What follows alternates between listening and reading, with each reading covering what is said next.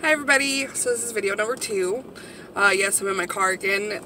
It's because I have this neat little mount right here and I don't have one for my house yet.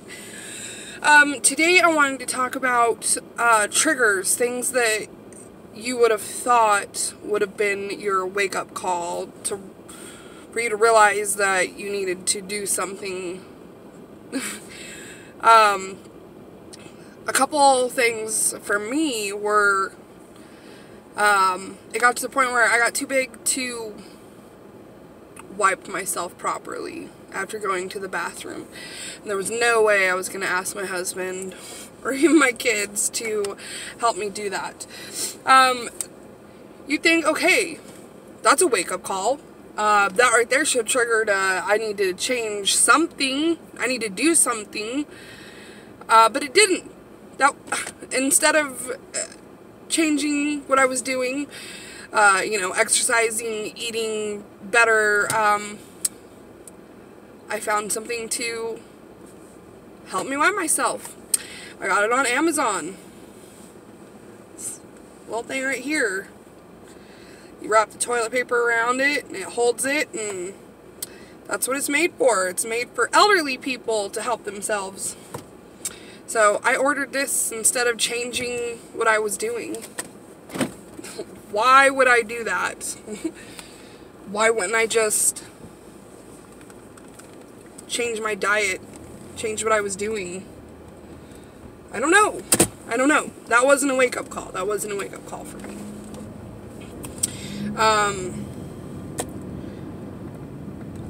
I was the parent that stayed at home and let my husband do everything with the kids.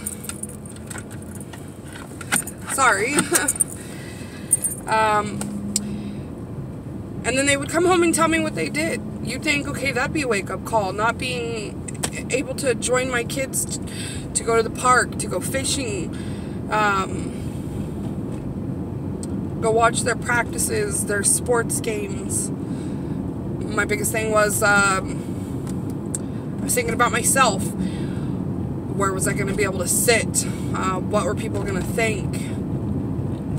Could I even get from the car to where I needed to go? Instead of changing and doing something, I just stopped going. I didn't participate with the family anymore.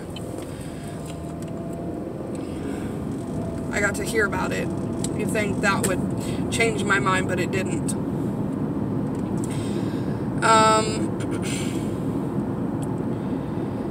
It had to take physical harm to myself. Falling. I fell. That's all I did. It was wet. I slipped, and I fell, and I landed on my leg. And that had to be my wake-up call. And that's sad. You'd think not fitting in the driver's seat of my truck anymore would be a wake-up call. Nope. Instead, I became the passenger. I didn't go anywhere. Not until somebody could take me. Usually my husband or my sister. You'd think those would be the wake-up calls, but they weren't. I just ignored it. I ignored the fact that I couldn't buckle the seatbelt. I had to have the seat all the way back. When my sister got a new car, I couldn't fit in it.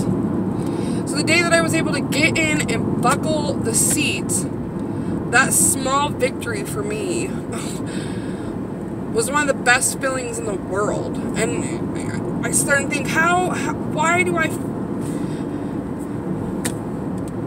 You'd think that wouldn't be such a big thing, but it was for me.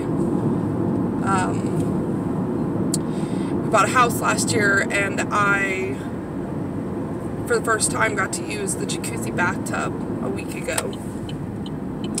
Because I was afraid that if I got in it, I wouldn't be able to get out of it, and which was true. But everybody encouraged me, my husband, my kids, oh, just do it, you're doing so well. So I got in, and I didn't touch the sides. The bubble jet worked. I sat in it for like 30 minutes. It was so nice to get into a jacuzzi bathtub. Is reasons why I loved the house so much, because of that bathtub. A year later, I got in it, and I stood up and got out of it. And I was so proud of myself. So proud of myself for doing that. You need to find your wake-up call. It's so hard to tell what it is, because simple little things, little tasks that I couldn't do anymore, I found a way to do them instead of changing myself. And that was the biggest mistake I've ever made. Don't look for the little things to help you. Don't do that. Help yourself. If you can't wipe your own ass anymore and you have to use something to help you, you need to change. You need to change your life. You need to do something. Don't just find one of these. Don't do that. Change.